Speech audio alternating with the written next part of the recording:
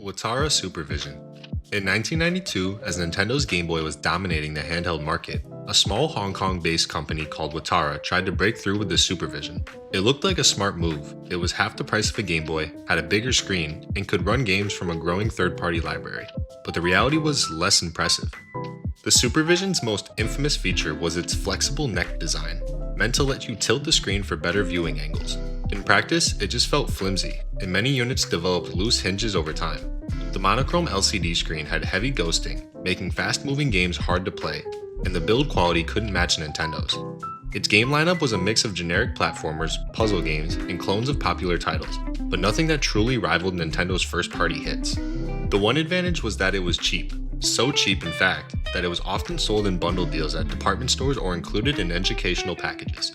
Despite some clever marketing as the affordable Game Boy alternative, the Supervision couldn't gain a real foothold. It faded into obscurity within just a few years, leaving behind one of the stranger footnotes in handheld gaming history, Gamate. In 1990, Taiwanese electronics company Bit Corporation decided to take on the Game Boy with its own handheld, the Gamate. At first glance, it seemed like a solid alternative. Similar size, monochrome screen, cartridge-based games, but it quickly became clear this wasn't a serious threat to Nintendo. The Gamate's biggest flaw was its display. While the Game Boy's screen was no technical marvel, the Gamate's LCD had even worse ghosting and very poor contrast. The audio wasn't much better, with a sound chip that made even upbeat game music feel flat. Big Corporation tried to make up for these shortcomings with quantity. The Gamate ended up with well over 70 officially released games, many of which were simple shooters, puzzle titles, or clones of popular arcade hits. The system was sold not only in Asia, but also in parts of Europe, often through toy and electronics stores. Despite the global push, the Gamate never found a real audience. By the mid-90s, it had quietly disappeared from store shelves, overshadowed by Nintendo and Sega.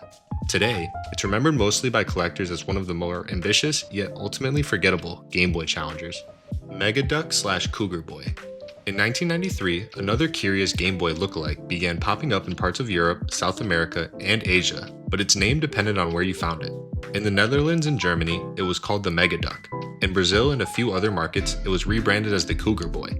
Despite the different names, both systems were identical. A big, gray handheld with a monochrome screen, D-pad, and 4 action buttons, clearly inspired by Nintendo's design. The hardware was produced by the Hong Kong company Timelex, and it had its own exclusive game library, around 40 cartridges in total. These titles ranged from generic platformers and puzzle games to blatant clones of hits like Tetris and Breakout. The Megaduck even had a few quirky accessories, like a 2-player link cable, but lacked the kind of killer apps that could pull gamers away from Nintendo or Sega. Distribution was scattered, marketing was inconsistent, and most gamers never even saw one in person. As a result, the Megaduck/Cougar Boy quickly faded into obscurity. Today, it's mostly remembered for its strange dual identity, and as yet another case of a handheld trying to ride the Game Boy's wave without ever catching it. Epoch Game Pocket Computer. In 1984, Japanese toy and electronics company Epoch released a handheld system that was years ahead of its time, the Game Pocket Computer. At a glance, it looked more like a small calculator than a gaming device, with its slim rectangular shape and built-in LCD screen. But under the hood, it was a legitimate cartridge-based handheld, launching more than 5 years before the Game Boy. Epoch marketed it as a premium portable for older kids and teens, with sharper graphics than the LED-based handhelds of the era. The screen could display a surprisingly high resolution for the time, allowing for more detailed characters and environments. Unfortunately, it launched with only 5 official game cartridges, including Astro Bomber, Block Maze, and a simple paint program. The biggest problem? Price and availability. It was expensive for a handheld, and only released in Japan, making it a luxury item in an already niche market. Without strong third-party support or a big marketing push, the Game Pocket Computer never stood a chance against the simpler, cheaper single-game handhelds dominating the shelves. Today, it's a rare collector's piece, showing that even in the early 80s, companies were already experimenting with the handheld console formula long before Nintendo perfected it. Have you heard of any of these before? Let me know in the comments. Entex Adventure Vision. In 1982, Entex Industries, a company better known for electronic tabletop games, launched one of the strangest and rarest handheld consoles ever made, the Adventure Vision. I know, calling it handheld is a bit generous, considering it was about the size of a small arcade cabinet, but it could run on batteries, making it technically portable. Instead of using an LCD or LED matrix like other portables of the era, the Adventure Vision relied on a strip of red LEDs and a spinning mirror to create the illusion of a full display. This gave it a distinctive, glowing look unlike anything else on the market. The Adventure Vision debuted with just 4 games: Defender, Super Cobra, Turtles, and Space Force. Each came on a bulky plastic cartridge, and while the graphics were simple, they were crisp for the time. Unfortunately, the system had two big problems. The mirror mechanism and LED strip were fragile, and replacement parts were virtually impossible to find. Combined with its high price and limited library, sales were extremely low. It's estimated fewer than 10,000 units were ever produced, making it one of the rarest gaming systems ever released.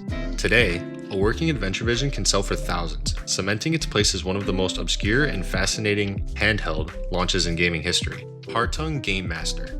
In the early 1990s, German company Hartung released the Game Master, a budget-friendly handheld aimed squarely at kids whose parents didn't want to spend Game Boy money. At first glance, it looked similar enough. D-pad, action buttons, cartridge slot, but the quality difference was obvious as soon as you turned it on. The Game Master's LCD screen was its biggest weakness, similar to previously mentioned consoles.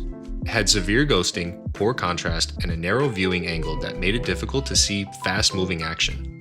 Games were simple, often black and white clones of popular titles, with stripped-down graphics and sluggish controls.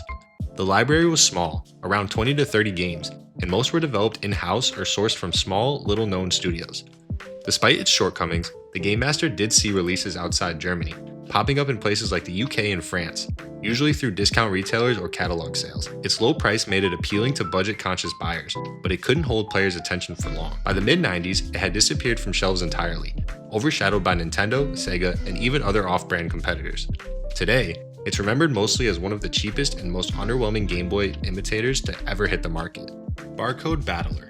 In 1991, a Japanese company took handheld gaming in a completely unexpected direction with the Barcode Battler. Instead of cartridges, this device used scannable cards with printed barcodes.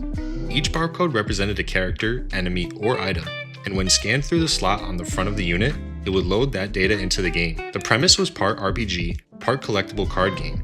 You could battle the characters you scanned, level them up, and try to defeat tougher opponents. To keep players engaged, they released sets of cards with different themes, from fantasy warriors to sci-fi robots. Players could even scan barcodes from household products to see what strange hidden characters they might unlock. While the concept was creative, the gameplay itself was extremely basic, more like a calculator displaying numbers than a video game with moving parts. There was no traditional screen with graphics. Instead, a simple LCD displayed stats and menus. The Barcode Battler had some success in Japan, thanks to its novelty and tie-in promotions, but it flopped internationally.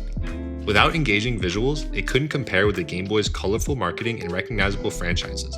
Today, it's remembered as one of the weirdest experiments in handheld gaming history. Milton Bradley Microvision. In 1979, the board game giant Milton Bradley made gaming history by launching the Microvision, the first ever handheld console with interchangeable cartridges. Long before the Game Boy, this rectangular device gave players the ability to swap out games on the go, something no other portable system offered at the time. It launched with titles like Blockbuster and Bowling, displayed on a tiny LCD screen that, for the late 70s, was revolutionary. But that groundbreaking technology came with serious drawbacks. The screen was fragile and prone to a condition called screen rot, where the liquid crystals would degrade over time. The cartridges were also large and awkward, housing much of the game's hardware inside each one. The library was small, only about a dozen games were ever released, and the unit's high price and limited availability kept it from breaking into the mainstream. Still, for a brief moment, the Microvision was ahead of its time, inspiring future handheld designs. Today, it's a collector's gem and an important milestone in gaming history. While its commercial life was short, the Microvision proved that portable, cartridge-based gaming was possible, an idea that would later change the industry forever. WonderSwan. In 1999, legendary Game Boy creator Gunpei Yokoi, working with Bandai after leaving Nintendo, unveiled the WonderSwan, a sleek handheld designed to challenge Nintendo's dominance in Japan. Compact, affordable, and powered by a single AA battery that could last up to 40 hours, it quickly stood out from bulkier rivals. The WonderSwan featured a clever control scheme that allowed it to be played both horizontally and vertically, perfect for games like Gunpei and Tetris. While its monochrome display wasn't as flashy as the Game Boy Colors, its strong library of Japanese RPGs and anime tie-ins gave it a loyal niche following. Bandai soon followed up with the WonderSwan Color and Swan Crystal, expanding its game library and improving the display. Popular series like Final Fantasy received exclusive ports that looked sharper than on Nintendo's hardware, which helped the system gain ground, at least in Japan. However, the WonderSwan never made it to Western markets, and Nintendo's juggernaut brand power proved impossible to topple. By the early 2000s, Bandai discontinued the system, but it remains a cult favorite among import collectors today, a handheld remembered for both its innovation and the legacy of the man who created it. Game Park 32. In 2001, South Korean company Game Park released the GP32, a handheld that was far ahead of its time in one key area. It embraced open development. While Nintendo and Sony tightly controlled what could run on their devices, the GP32 allowed anyone to create and share games without paying licensing fees. This meant a thriving homebrew scene developed almost immediately, with users coding everything from emulators to original indie titles. The GP32 had a large 3.5-inch color LCD screen, ran off 2 AA batteries, and used smart media cards for game storage, making it easy to load and swap software. Official releases included ports like Doom and Her Knights, but its real draw was the ability to run emulators for older systems like the NES, Game Boy, and even Sega Genesis. While it gained a passionate following among tech-savvy gamers, the GP32 lacked major developer support and never saw a proper Western retail launch. Most units were imported directly from Korea, limiting its reach. Despite modest sales, it's remembered today as a pioneer in handheld openness, paving the way for devices like the PSP and modern retro handhelds. Thanks for watching. Be sure to subscribe for more videos daily.